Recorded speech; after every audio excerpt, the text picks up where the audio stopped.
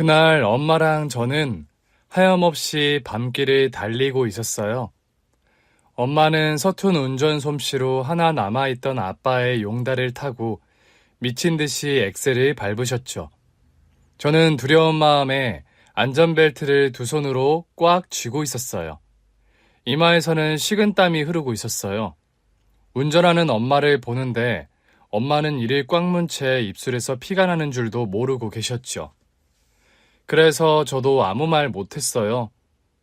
그때 저는 초등학교에 들어가기 직전이었는데 그렇게 달려서 도착한 곳은 난생 처음 보는 동네의 허름한 폐가였어요. 엄마, 여기가 어디야? 이제 우리 둘이 살 집. 아빠는? 아빠는 좋은 데 가셨을 거야. 아빠가 어딜 갔는데? 그때 저는 아빠가 돌아가셨다는 사실을 몰랐어요. 엄마가 왜 자는 저를 깨워서 우리가 살던 집에서 도망치듯 야반도주를 했는지도 몰랐고요. 이사한 곳에서 초등학교에 들어갔어요. 어차피 처음으로 학교에 가는 상황이었다 보니 저는 특별히 더 힘든 건 몰랐던 것 같아요. 물론 다 무너져가는 폐가가 우리 집이 된 건 적응되지 않았죠. 그러나 시간이 가면서 엄마는 그 집을 사람이 살만한 집으로 바꿔 가셨어요. 엄마는 종일 일하면서도 시간이 날 때마다 벽면에 핀 곰팡이를 수세미로 벅벅 닦으셨고 페인트를 사와 집을 새로 칠하기도 하셨어요. 저도 그 옆에서 작은 붓을 들고 엄마를 도왔는데 그 시간이 가장 좋았던 기억이 나요. 엄마랑 유일하게 같이 놀 수 있는 시간이라 더 그랬을 거예요. 그러나 그 좋은 시간도 오래가지 않았어요. 비로소 집에 좀 집다워지고 꽃 화분도 한두 개 생긴 어느 날이었죠. 학교에서 돌아왔는데 웬 아저씨들이 엄마를 둘러싸고 있었어요. 엄마는 그 아저씨들 앞에서 무릎을 꿇고 싹싹 빌고 계셨죠. 정말이에요.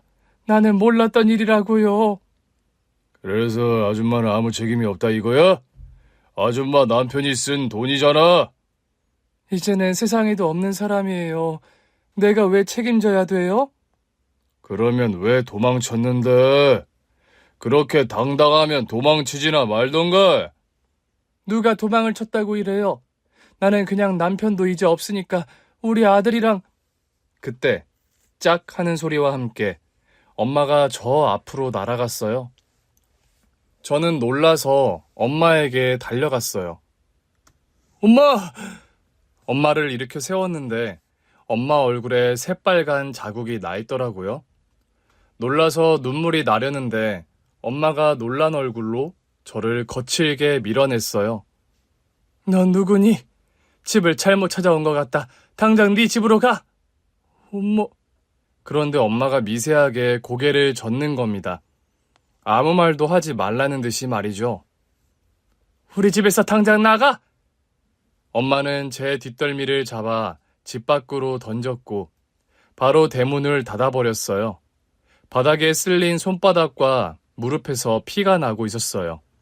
울면서 일어나긴 했는데 어디로 가야 할지를 모르겠더라고요. 그때였어요. 저 앞 중국집 아저씨가 이리 오라는 듯 손짓을 하시더라고요. 울면서 걸어가니 아저씨가 저를 보며 한숨을 내쉬었어요. 들어와. 아저씨는 저더러 식탁에 앉으라더니 짜장면을 한 그릇 말아주셨어요. 먹어. 돈 없는데요. 없겠지. 네 엄마도 저 고생 중인데. 일단 먹어. 엄마 나오면 내가 여기 있다고 알려줄게. 너무 많이 운 탓에 계속 코를 훌쩍이며 짜장면을 먹었어요. 근데 짜장면이 너무 맛있어서 결국엔 눈물도 쏙 들어가더라고요. 그렇게 짜장면을 먹고 있었더니 엄마가 가게 문을 열고 들어왔어요. 감사합니다. 엄마가 연신 사장님께 인사를 하더라고요.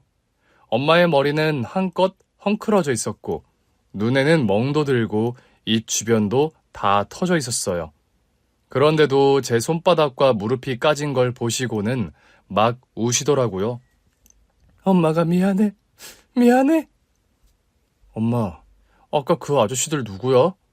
넌 몰라도 되는 사람들이야. 우리 이사 가야 할 것 같아. 얼른 가서 짐 챙기자. 엄마랑 저는 그 길로 또다시 이사를 갔어요. 그 후로도 시커먼 아저씨들이 찾아올 때마다 몇 번이고 이사를 갔죠. 좀 더 커서야 알았어요. 아빠가 큰 빚을 지고 도망치다가 돌아가셨고 그 빚이 우리 모자의 몫이 됐다는 것을요. 문제는 제가 고등학교에 올라가기 직전 엄마가 희귀병 진단까지 받으셨다는 거예요. 그때부터는 무턱대고 도망치며 살 수 없게 됐어요. 엄마 건강이 아주 안 좋아지셨거든요. 저는 고등학교 진학을 포기한 뒤 중국집에서 일하기 시작했어요.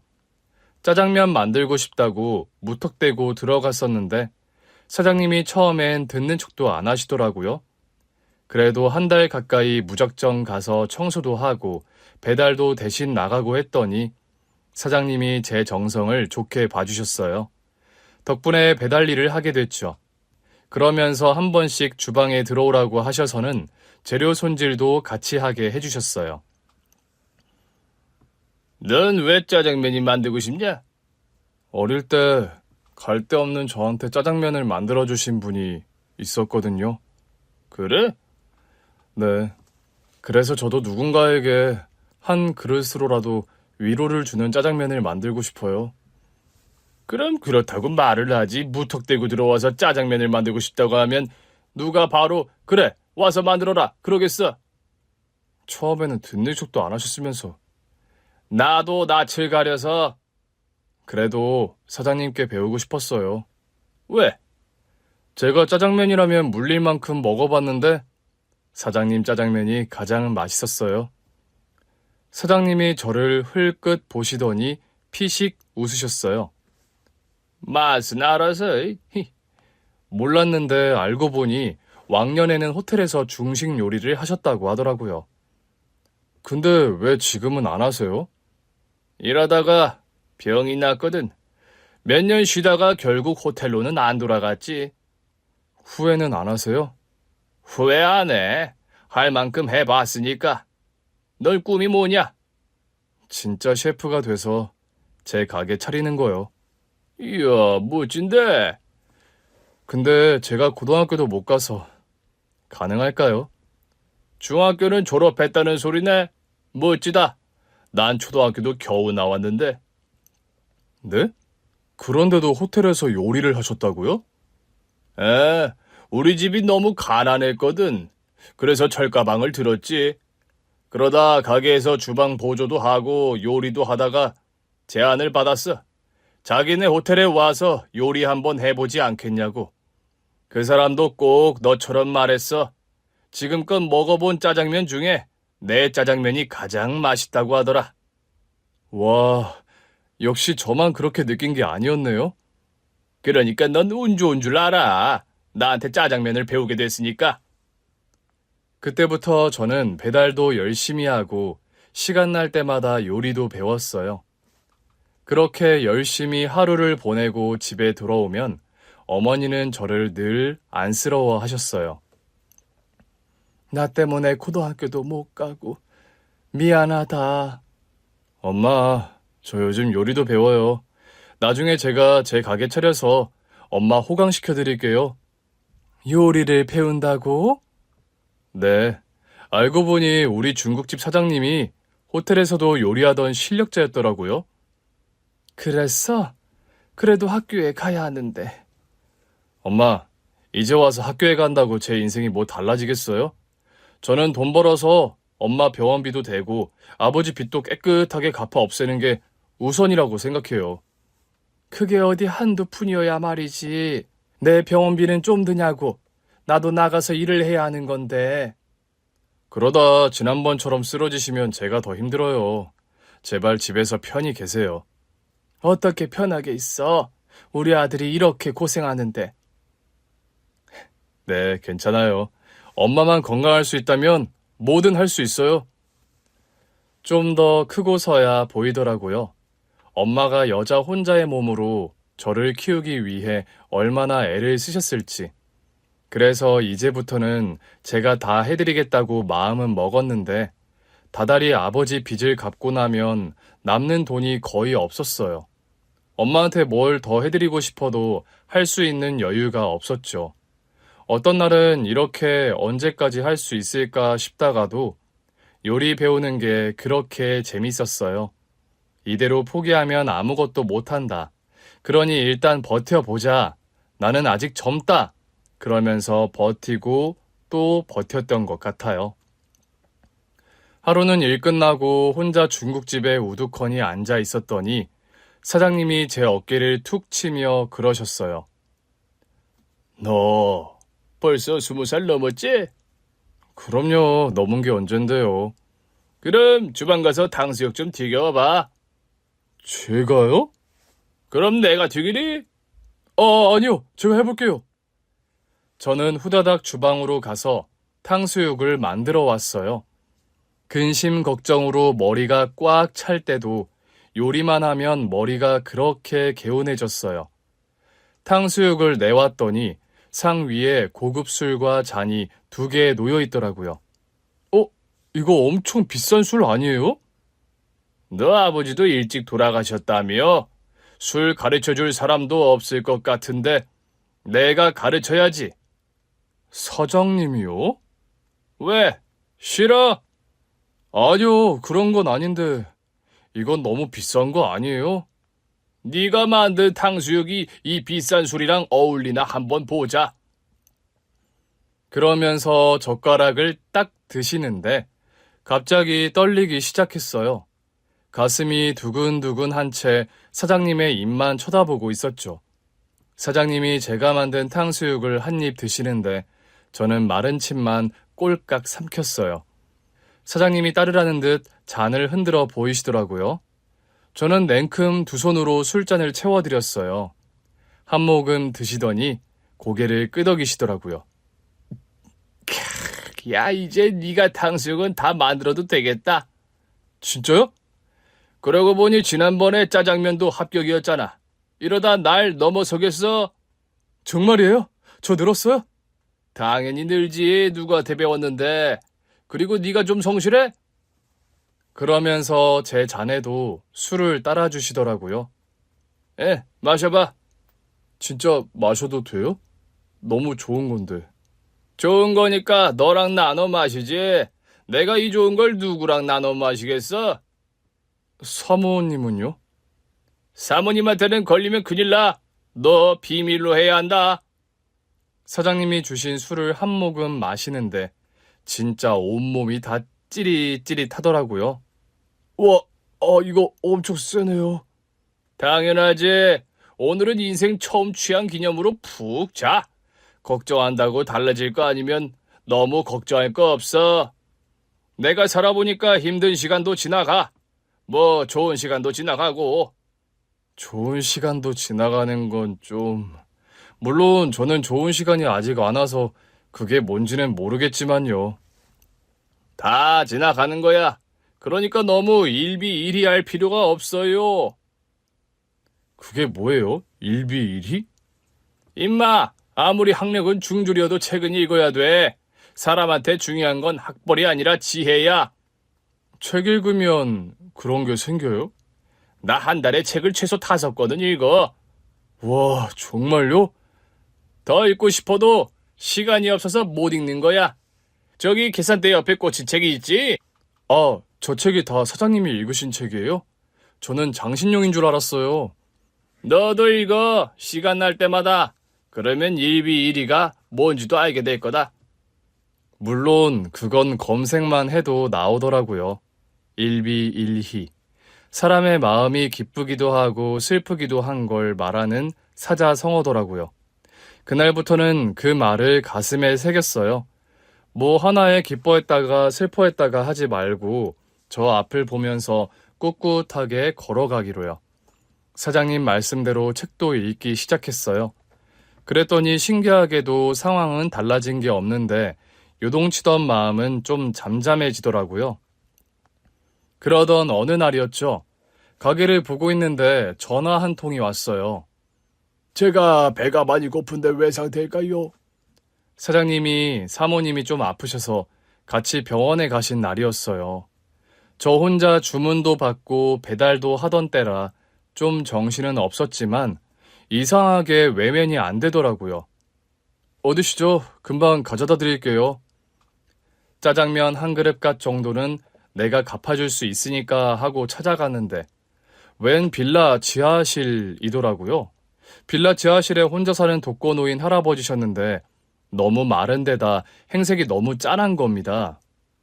할아버지 혼자 사세요? 짜장면이 아주 맛있습니다. 그래요? 제가 만들었어요. 젊은 사람이 실력이 아주 좋네. 딱 봐도 정신도 오락가락 하신 것 같더라고요. 할아버지, 식사는 제때 챙겨 드셔야 해요. 먹을 게 없어. 그래 보이긴 한데. 아픈 엄마 때문에 고등학교도 못 가고 짜장면 배달을 하던 제 처지보다 더 불쌍해 보이는 사람은 그때 처음 본 것 같아요. 마음이 아파서 다음 날도 그 다음 날도 맛있는 요리를 해서 가져다 드렸어요. 그랬더니 정말 좋아하시더라고요. 자네, 음식 솜씨가 정말 훌륭해. 입맛이 돌아. 그래요? 맛있게 드세요. 난 지금 돈이 없는데. 걱정 말고 드세요. 제가 사장님께 말씀드렸더니 천천히 갚으시래요. 고마워요, 청년. 그렇게 매일 다른 요리를 해서 가져다 드리던 어느 날이었어요. 가게로 의문의 전화가 걸려오더라고요. 저기 회장님이 보자고 하시네요. 운전기사 보냅니다. 갑자기 운전기사를 보내겠다기에 도대체 누구시냐고 물으려고 했는데 또 바로 전화가 끊기는 겁니다. 이게 무슨 일인가 싶더라고요. 그리고 1시간도 지나지 않아 정말 중국집 앞으로 차가 도착했어요. 사장님이 보시더니 입을 못 다무시더라고요. 이거 엄청 비싼 차인데. 그래요? 일단 가봐. 우리 엄마랑 저 찾아다니는 이상한 아저씨들이면 어떡해요? 야, 넌 그 빚쟁이들한테 그렇게 시달리고도 모르겠어? 그 사람들이면 불시에 들이닥쳤겠지. 친절하게 전화까지 해서 운전기사를 보내겠다 하겠냐? 아, 불안한데. 인생에 보통 좋은 일보다 안 좋은 일이 많았던지라 불안했어요. 그런데도 기사가 타라고 뒷문을 열어주는데 계속 기다리기만 할 수도 없더라고요. 결국 에라 모르겠다라는 심정으로 차에 탔어요. 놀랍게도 차가 도착한 곳은 어느 저택 앞이었습니다. 여기가 어딘가요? 비서통에 연락받으신 회장님 댁입니다. 저는 그런 회장님을 전혀 모르는데요. 일단 들어가 보시죠. 무턱대고 들어가라고 하는데 절로 허리가 숙여지는 집이었어요. 조심스럽게 마당으로 들어가는데 저 앞에 웬 노인이 저를 보고는 이리 오라며 손짓하시더라고요. 그 모습이 꼭 저 어릴 때 중국집 사장님처럼 보여서 저도 모르게 다가갔어요. 오는데 불편한 건 없었나? 예? 그럼요. 차가 정말 편하던데요. 그랬다니 다행이군. 참, 내가 옛날 사람이라 나이 어린 친구한테 그냥 말을 놔버렸네. 듣기 불편한가? 아닙니다. 저보다 한참 어르신 같은데 당연히 말씀 편하게 하셔야죠. 일단 회장님이라는 분을 만나긴 했는데도 전혀 이분이 왜 나를 부른 건지 모르겠더라고요. 그런데요, 회장님, 왜 저를 부르신 거예요? 저는 아무리 봐도 초면 같은데요. 들어가지. 들어가면 알게 될 거야. 회장님의 뒤를 따라 집 안으로 들어갔을 때 저는 거실에 앉아있는 사람을 보고 깜짝 놀랄 수밖에 없었습니다. 할아버지? 왔구나. 그 할아버지는 분명 제가 매일 외상으로 요리해서 가져다 드린 그분이었어요. 저는 놀라서 할아버지께 다가갔어요. 할아버지, 어떻게 여기 계세요? 이렇게 멀끔하게 차려입고 계시니까 다른 사람 같아요. 놀랐지? 여기가 혹시 할아버지 댁이에요? 저 사람이 우리 형. 네? 놀라서 회장님을 돌아보니 회장님이 곁으로 와 앉으시더라고요. 내 동생 맞아. 그러면 혹시 잃어버리셨던 거예요? 그게 이 녀석이 집을 나갔던 것 같아. 물어봐도 정확히 말을 안 하기도 하고 못하기도 해서. 제가 봤을 때는 빌라 지하에 혼자 살고 계셨어요. 원래도 경도 인지 장애가 있는 녀석이라서. 그런데 나이가 들면서 치매까지 겹쳐서 스스로 제대로 된 판단을 내릴 수 있는 상태가 아니야. 그런 와중에 집을 나가버리는 바람에 우리도 한참을 못 찾고 있었어. 그런데 어떻게 찾으신 거예요? 녀석이 공중전화에서 내 회사로 전화를 걸었더라고. 그러면서 자네 다니는 중국집 이름을 알려주면서 그 중국집에서 일하는 청년한테 외상값 좀 주라고 했대. 네? 그래서 찾기 시작한 거야. 공중전화 위치부터 찾아서 자네가 있던 중국집도 찾아냈지. 그 중국집에 가서 혹시 외상으로 밥을 먹은 노인이 있냐고 물었더니 바로 동생이 살던 빌라 주소를 말해주더래. 제가 없을 때였나 봐요. 사장님이 계셨다고 하더라고. 혹시 여기서 일하는 청년도 있냐고 물어봤는데 사장님이 뭔가 이상했는지 대답은 제대로 안 해주셨대. 하지만 그 빌라로 갔더니 내 동생이 있었던 거지. 비서한테 시켜서 중국집 동태 좀 살펴보라고 했더니 자네가 일을 하고 있었더라고. 자네한테는 미안하지만 몰래 사진을 찍어서 내 동생한테 보여주니까 자네가 맞다고 해서 바로 연락을 넣은 거지. 그랬군요. 저는 또 뭐라고. 저는 그냥 외상으로 요리해드린 것밖에 없어요. 사장님도 허락해 주셔서 할 수 있었던 거고요. 만약 끝까지 외상값을 안 갚으면 어쩌려고 했는데. 제가 내려고 했죠. 제가 부탁드려서 시작된 거니까요. 동생을 찾은 뒤에 병원에서 검사를 받게 했는데 자네 덕분에 내 동생이 영양실조 상태를 면해서 살았다고 하더군. 정말요? 영양실조 상태였는데 최근에 음식을 잘 먹은 것 같다고. 그 음식을 해준 사람이 자네 맞잖아. 저한테는 어려운 일도 아니었어요. 정말 다행이네요. 안 그래도 많이 말라 보이셔서 걱정했어요. 어려운 일이 아니라고? 제가 요리하는 걸 워낙 좋아하거든요. 사장님 가게에 있는 재료로 제가 좋아하는 요리 만들어서 가져다 드린 거라 솔직히 저는 행복했어요. 제 요리가 도움이 된다는 게 기뻤거든요. 보통 요리를 하는 이유는 그 음식을 손님에게 먹게 하고 돈을 벌기 위해서 아닌가? 물론 돈도 벌고 싶죠. 그렇지만 저도 인생에서 가장 슬플 때 저한테 공짜로 짜장면을 알아주신 분이 계시거든요. 그때 정말 엉엉 울고 있었는데 그 짜장면을 먹고 눈물이 쏙 들어가더라고요. 그때 결심했죠. 나도 언젠가는 이 짜장면 만드는 사람이 돼야겠다 하고요. 회장님이 제 얘기를 가만히 들으시더니 갑자기 제안하셨어요. 그럼 나한테도 그 짜장면을 한 그릇 만들어 주겠나? 네? 그럼요. 그럼 제가 저희 가게에 가서 우리 집에도 재료가 다 있어. 여기서요? 왜? 혹시 주방이랑 도구를 가리는 요리사야? 아니요, 저는 아직 요리사라고 불릴 주제도 못 됩니다. 저야 영광이죠. 그래? 내 동생의 목숨을 구해준 사람을 불러다가 요리를 시켜 먹는데도 기분이 안 나쁜가? 우리가 대접해도 부족한 마당에 오히려 밥을 해달라고 하고 있잖아. 제가 뭘 했다고요. 그냥 알아주시고 이렇게 불러주신 것만으로도 힘이 납니다. 작게나마 좋은 일을 했더니 이렇게 알아주는 분들이 계시구나 싶네요. 위로가 됐어요.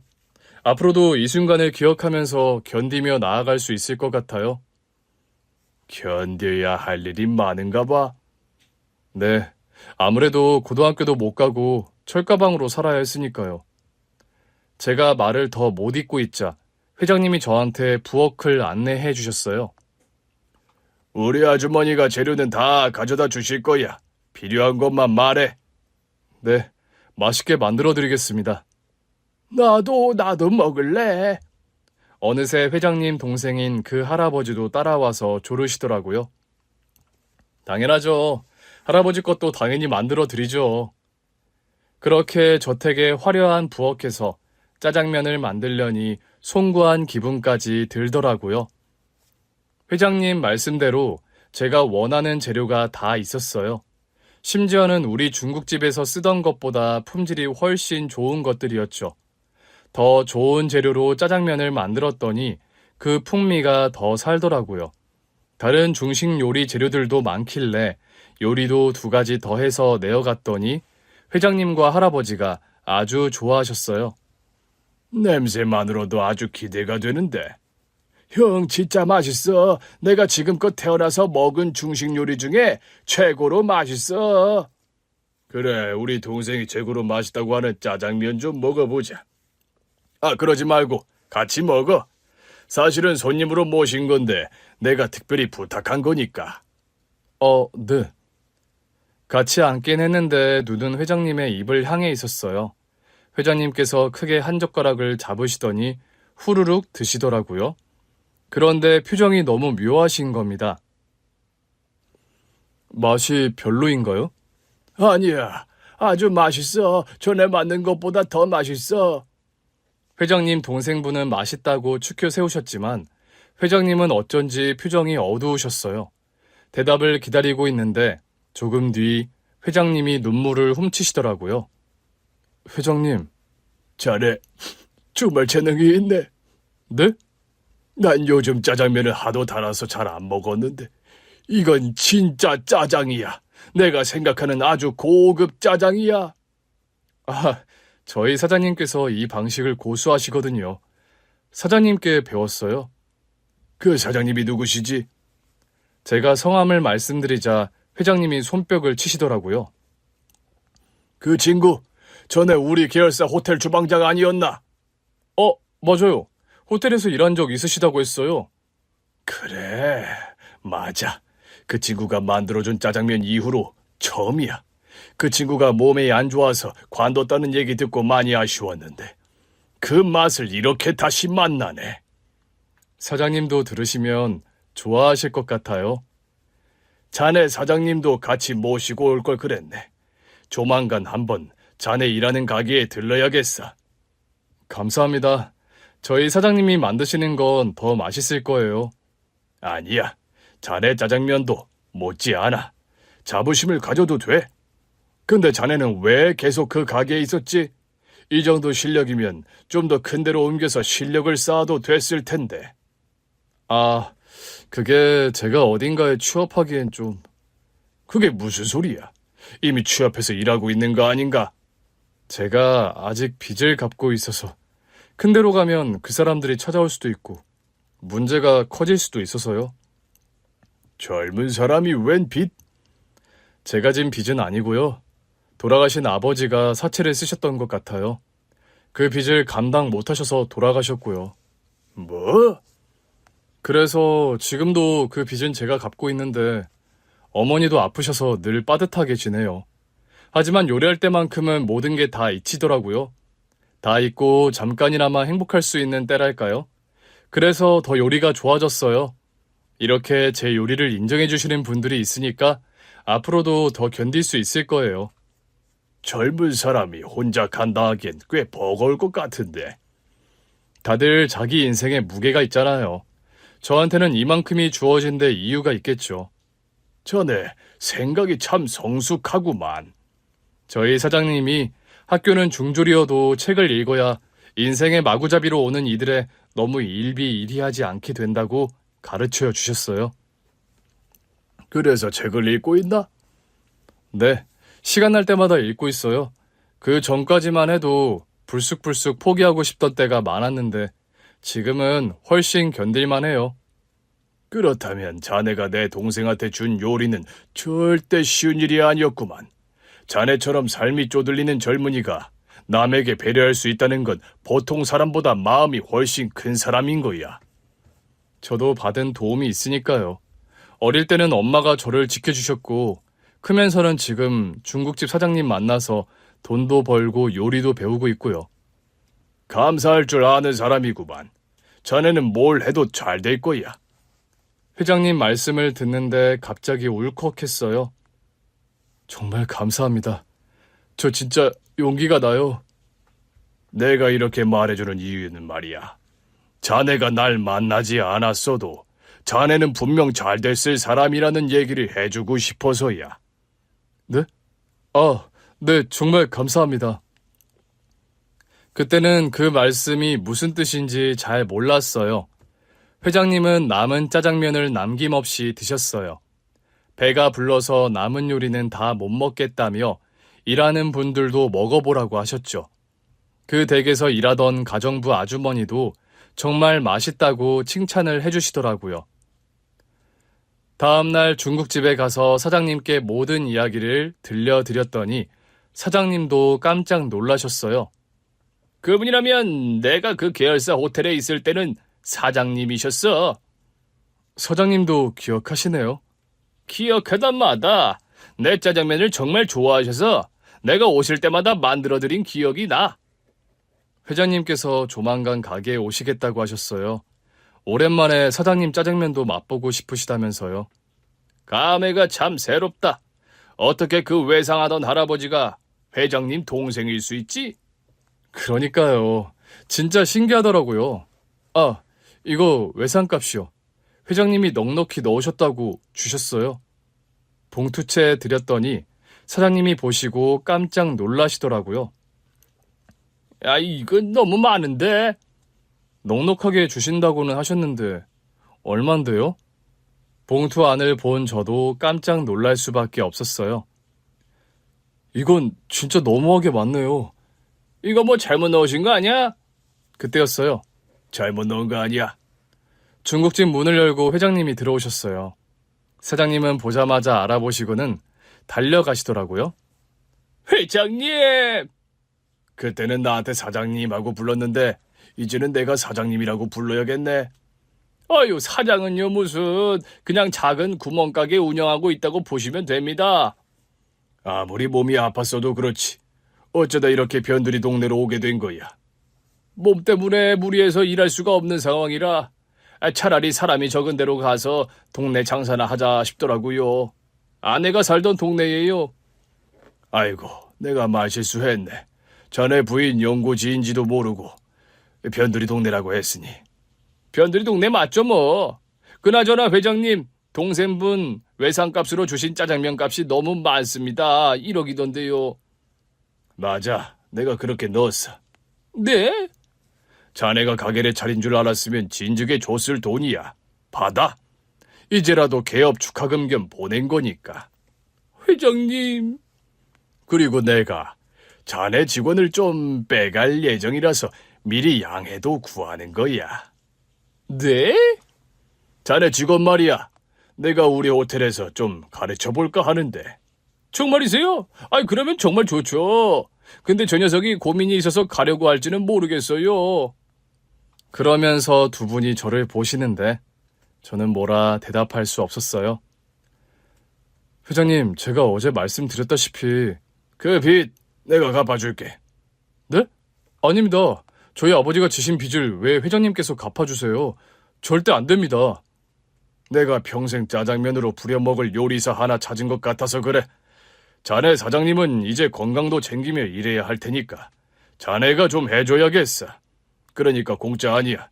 내 동생 살려준 값에 우리 형제 짜장면을 평생 책임지는 대가로 받는다고 생각해. 그렇게 생각하면 별것도 아닐걸? 우리 형제 입맛이 얼마나 까다로운데. 회장님은 하루가 멀다고 눈덩이처럼 불어나고 있던 우리 아버지 빚을 한 번에 갚아주셨어요. 차용증을 돌려받던 날 얼마나 울었는지 몰라요. 엄마한테 보여드렸더니 엄마도 펑펑 우시더라고요.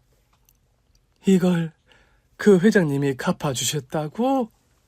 네, 우리 이제 빚 없어요. 세상에 이런 날이 다 오네. 매일매일 이자가 붙으니까 나는 너더러 어떻게든 도망치라고 하고 싶었거든. 우리 형편으로는 절대 평생 못 갚을 돈 같았으니까. 그런데 어떻게 이렇게 한 번에 해결이 되니? 이것만이 아니에요. 저를 계열사 호텔 주방에도 취업시켜주셨어요. 세상에. 그러니까 엄마. 저는 그쯤에서 엄마에게도 폭탄 선언을 해야 했습니다. 엄마, 이제 짐 싸세요. 아들, 갑자기 그게 무슨 말이야? 엄마, 이제 이 집에서 못 사세요. 엄마가 놀란 표정으로 저를 보셨어요. 아들아, 너 설마 엄마 쫓아내는 거야? 이제 너는 호텔 주방에서 일하고 빚도 없으니까 엄마랑 따로 살고 싶어졌어? 엄마 병수발 하느라 지쳤구나. 엄마, 일단 짐부터 챙기세요. 아들, 네가 그렇게 원한다면 엄마는 나갈 수 있어. 그렇긴 한데 이 밤중에 어딜 가라는 거야. 나는 네 앞길 막는 엄마는 절대 안 될 거지만 일단 날은 밝아야 나가지. 엄마, 몇 시간 뒤에 비행기 타실 거예요. 뭐? 아니, 나더러 외국에 나가라고? 네. 아들, 아무리 엄마랑 따로 살고 싶어도 엄마더러 외국으로 나가라니. 내가 날 박는 대로 알아서 나갈게. 너 지금껏 할 만큼 한 거 나도 알아. 이제부터는 내 앞가림은 내가 할게. 그러니까 오늘 밤만 일단 지나서. 엄마, 치료받으러 가셔야 해요. 엄마 병은 치료가 빠를수록 좋대요. 그래서 회장님께서 엄마랑 바로 준비해서 오라고 하셨어요. 갑자기 그게 무슨 소리야? 엄마도 참. 제가 엄마랑 왜 따로 살고 싶겠어요. 다름이 아니라 회장님이 아빠 빚은 물론이고 엄마 희귀병도 고쳐주시겠다고 했어요. 일단 제가 같이 갈 건데 회장님께서 현지에 있는 믿을만한 한국인 간병인도 붙여주신대요. 치료가 오래 걸릴 거라고요. 저더라는 돌아와서 일부터 배우라고 하시네요. 아니, 이게 갑자기 다 무슨 일이니? 저도 믿기지 않아요. 하지만 이 기회를 놓치고 싶지도 않아요. 회장님 동생분에게 요리 몇 번 만들어드리고 얻는 행운이라기엔 너무 과분하지만 저 그냥 잡아보려고요. 이 기회를 놓치면 평생 가난의 굴레에서 못 벗어날 것 같아서요. 저 이제부터는 능력 있는 아들로 살게요. 그래서 엄마 치료 받고 오시면 하고 싶은 것도 마음껏 하시면서 살 수 있게 열심히 일할 거예요. 너 지금까지도 정말 잘했어. 근데 나까지 회장님께 신세 지는 건 좀 너한테 너무 부담 아닐까? 엄마, 나중에 제가 다 갚을 테니까 엄마는 그냥 편하게 치료받으세요. 그것 봐. 다 너한테 부담일 거 아니야. 부담이면 좀 어때요? 기회가 왔다는 게 중요한 거죠. 저 어떻게든 성공할 거예요. 회장님이 주신 기회 안 놓치고 엄마도 고치고 무조건 다 해낼 거예요. 사실 저는 오히려 힘이 나요. 전에는 하고 싶어도 할 수가 없었는데 이제는 할 기회가 생긴 거잖아요. 그랬었어? 네. 저는 어떻게든 제 문제를 다 해결하고 싶었거든요. 피하고 싶은 적은 없었어요. 우리 아들이 엄마보다 낫네. 엄마는 늘 피해서 도망치려고만 했는데. 저 때문에 그러신 거잖아요. 어린 제가 상처받을까봐. 결국 상처는 상처대로 줬지 뭐. 엄마 때문에 일어난 불행이 아니었잖아요. 저는 아빠도 이해해요.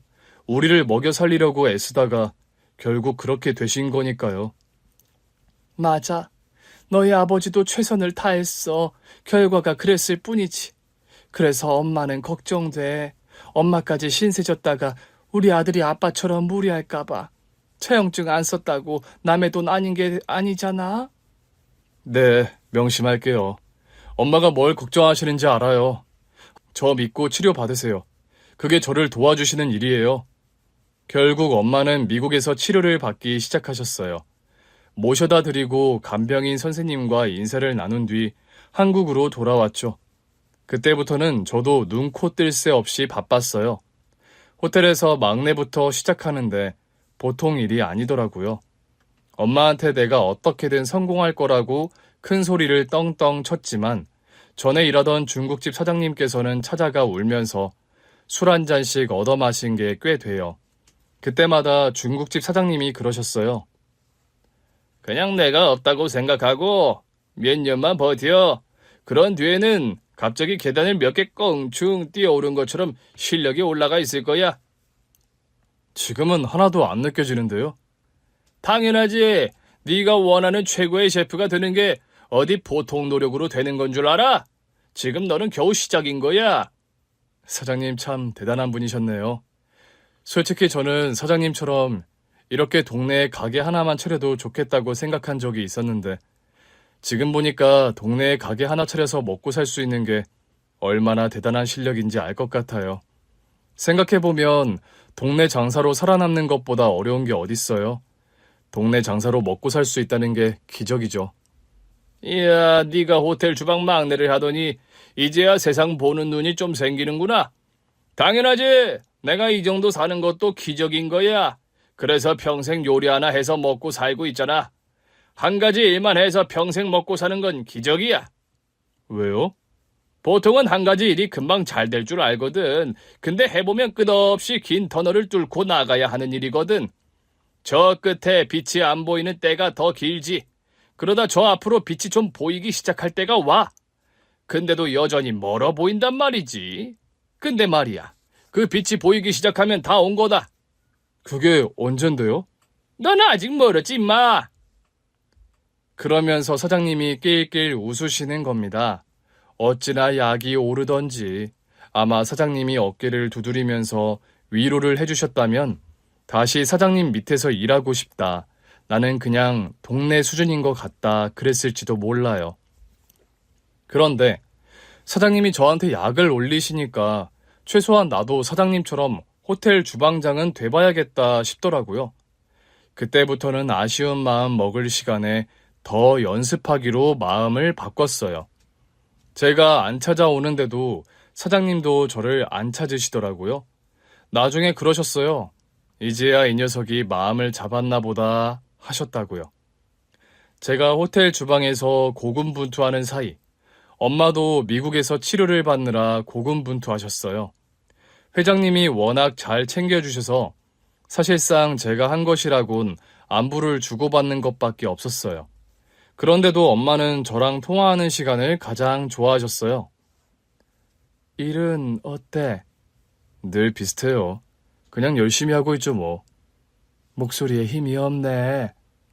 저는 평소처럼 한다고 하는데도 엄마는 단박에 제 기분을 알아차리셨죠. 아니에요. 조금 피곤해서요. 회장님 말씀이 네가 아주 열심히 일하던데? 회장님이 엄마한테 직접 말씀하셨어요?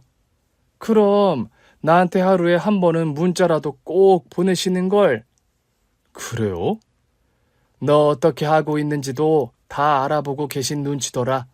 너도 한 번씩 안부 연락이라도 드려. 드리고 있긴 한데 답을 잘 안 하시더라고요. 이상하네. 내가 보내놓으면 몇 시간 안에 꼬박꼬박 답을 주시던데. 엄마 말씀을 듣고 나니 살짝 불안하더라고요. 제가 힘들어서 관두고 싶어 했던 때도 눈치를 채셨던 건가 싶고, 그래서 내 연락은 안 받아주시나 싶기도 했고요. 그래서 오랜만에 회장님께 전화를 걸었어요. 안 받으시면 어쩌나 했는데 전화는 받으시더라고요. 회장님, 무슨 일이야? 저희 어머니 잘 챙겨주고 계신다고 들었습니다. 감사합니다. 내가 약속 하나는 칼같이 지키는 사람이야. 근데 말이지, 자네는 왜 약속을 안 지키나? 순간 심장이 철렁 하더라고요. 혹시 제가 좀 힘들어하고 그랬던 것 때문에 그러시는 거면 저 마음 다시 굳게 먹었고요. 지금 열심히 하고 있습니다. 뭐야, 늘 열심히 하고 있는 줄 알았는데 안 그런 적도 있나 봐? 네? 내가 주방장한테 물어보니 꽤 열심히 한다던데 지각 한 번 없고 다른 직원들보다 늘 늦게 퇴근하고. 그렇긴 한데. 마음이 힘들 때는 누구나 있지. 그런데도 몸을 안 쉬는 게 아무나 할 수 있는 일인 줄 알아? 자네는 자기 자신을 좀 더 믿어야 돼. 지금 얼마나 잘하고 있는지 전혀 모르는 것 같아. 근데 회장님, 왜 제 문자는 답을 안 해주세요? 저희 엄마 말씀이 엄마 문자에는 꼭 답을 주신다고 하더라고요. 자네가 나한테 보내는 문자라는 게 다 안부 연락이잖아. 내가 그걸 받고 행여나 자네한테 그래, 오늘도 열심히 하게. 그러면 자네는 부담일 거 아니야. 또 자네가 나한테 한 번씩 회장님 점심 꼭 챙겨 드시면서 일하십시오 하고 보내는데 내가 밥 먹을 시간도 없이 바쁘다 그러면 자네가 밥 먹다가 얹힐 수도 있는 거고. 네? 저 절대 안 그래요. 내 말은 비유지.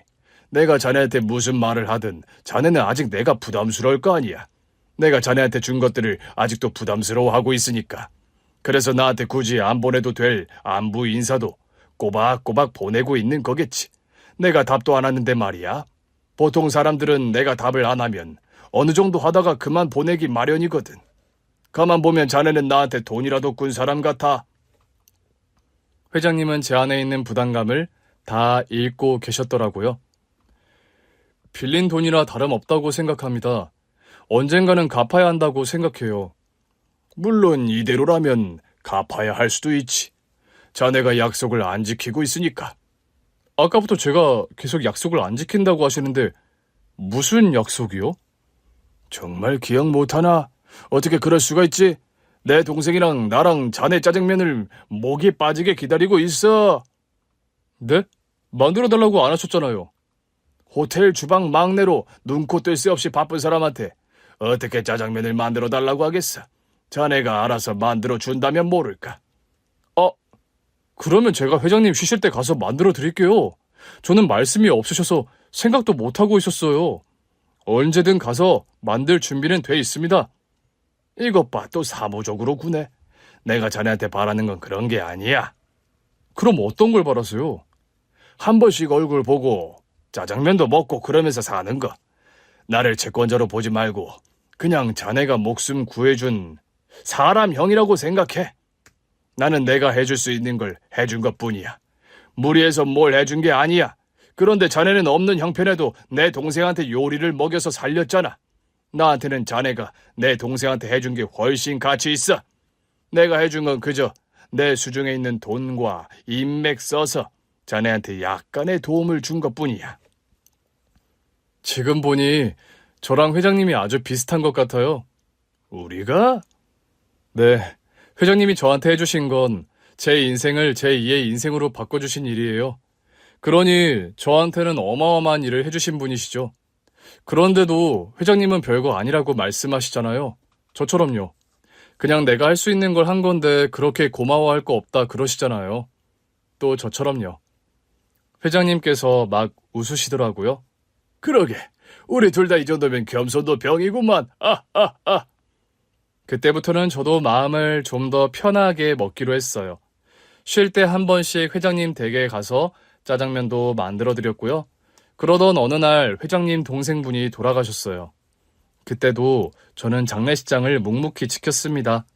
어떻게 보면 저를 회장님과 매개해준 은인이셨는데 생각보다 빨리 돌아가셔서 마음이 아프더라고요. 그 후로는 회장님 댁에 좀 더 자주 들렀어요. 꼭 제 집 드나들듯이 다니면서 짜장면도 자주 만들어드리고 같이 먹으면서 말동무도 해드리고요. 그러자 회장님이 말씀하셨어요. 이제야 네가 나를 좀 편하게 여기는구나. 동생 잃고 맥 빠진 모습이 좀 인간적이야? 그냥 좀 짠해 보여요. 가장 소중한 걸 잃은 사람의 모습 같아서요. 제 말에 회장님이 작게 웃으셨어요. 기분은 묘하네. 부자로 살면서 나를 짠하게 여기는 사람을 거의 본 적이 없거든. 우리 마누라는 종종 내가 짠하다고 했지. 평생 경도 인지장에 있는 동생을 자식처럼 데리고 살았으니까. 요즘도 내가 짠하대. 막상 그 동생 보내고 나니 어째 더 짠하다고 하더라고. 회장님께 할아버지가 어떤 의미였는지 이제 알겠어요. 저는 늘 회장님께서 저한테 너무 많은 걸 해주셨다고 생각했는데 회장님께 할아버지가 자식 같은 의미였다니 이제야 왜 저한테 그렇게까지 많은 도움을 주신 건지 알 것 같아요. 그래, 내가 자세히 말한 적이 없으니 잘 몰랐을 거야. 부잣집 아들로 태어나긴 했는데 바로 아래 동생이 장애가 있다 보니 어머니는 그 후로 자식을 안 낳으셨어. 혹시 또 어떤 자식이 나올지 모른다는 불안감이 있으셨던 거지. 그래서 동생은 내 몫이 돼버린 거야. 특히 어머니가 일찍 돌아가신 후로는 동생에 관련된 건 전부 내 몫이었어. 아버지는 동생한테 관심이 없으셨거든. 관심이 없으셨다고요? 내 동생을 돌연변이처럼 여기셨어. 집안의 장피처럼 여겨서 공식적인 자리에도 절대 못 나오게 하셨고. 그래서였는지 동생은 성인이 된 후로 종종 집을 나갔어. 그때마다 집안이 발칵 뒤집혔지. 아버지는 그냥 두라고 찾지 말라고 하셨고 어머니는 어떻게 그런 말을 할 수 있냐고 아버지한테 화를 내셨지. 회장님께는 할아버지가 짠한 존재였겠네요. 맞아. 그래서 내가 네가 나한테 그렇게 말했을 때 흠칫 놀랐던 것 같다. 내 인생에서 짠한 사람은 내 동생뿐이었거든. 내가 그 짠한 걸 책임지지 않으면 누가 책임지나 싶었고. 아버지 대신 사랑을 주신 거네요. 최선은 다했지만 한없이 부족했지. 나는 아버지한테 경영 수업도 받아야 했고 집에 오면 겨우 몇 시간 동생과 마주하는 게 다였으니까. 회장님도 고생이 많으셨네요. 저는 부자는 그래도 돈 걱정은 안 하니까 맘 편히 사는 줄 알았어요. 돈 걱정은 안 하고 살았던 게 맞지. 그것도 큰 복은 맞아. 근데 우리 아버지가 너무 차가우셔서 내가 좀 얼어붙어 살았었어. 아버지 돌아가시고 회장으로 자리를 잡은 뒤에야 잃어버렸던 내 모습을 조금은 다시 찾았지. 돈이 많아도 근심은 있는 거군요. 그렇지. 나중에 너도 돈 많이 벌어봐. 그때 되면 알게 될 테니까. 네 말 맞다나. 나도 짠한 존재야. 제가 괜한 말을 한 것 같아요. 저 평생 놀리실 거죠? 그래도 네가 있어서 내가 오늘 좀 웃는다. 참 고맙다. 그 후로 몇 년이 지났어요. 회장님의 보살핌 덕분에 엄마는 완치 판정을 받고 한국으로 돌아오셨어요. 모시고 집으로 가자 엄마가 깜짝 놀라시더라고요. 이게 다 뭐야? 설마 이 집도 회장님이 해주신 거야? 엄마, 나 수석 셰프잖아요. 어? 연봉이 꽤 돼요. 이 아파트는 제가 산 거예요. 이런 고급 아파트를 샀다고 전세가 아니라? 대출은 좀 꼈지만 제가 산 거 맞습니다. 엄마는 뛸 듯이 기뻐하셨어요. 저는 수석 셰프로 제 이름을 달고 호텔 중식당에서 요리를 하고 있어요. 제가 그 호텔에서 일한 셰프 중 최연소 수석 셰프라고 하더라고요. 요즘 저는 시간이 될 때마다 봉사를 다니며 짜장면을 만듭니다. 셰프로서의 한 가지 목표를 이뤘으니 이제부터는 제가 받은 도움을 잊지 않고 나누며 살아가려고요. 오늘 준비한 사연은 여기까지입니다. 재미있게 들으셨다면 구독과 좋아요, 알림 설정까지 눌러주세요. 그럼 저는 다음 사연으로 찾아뵐게요. 오늘도 건강하고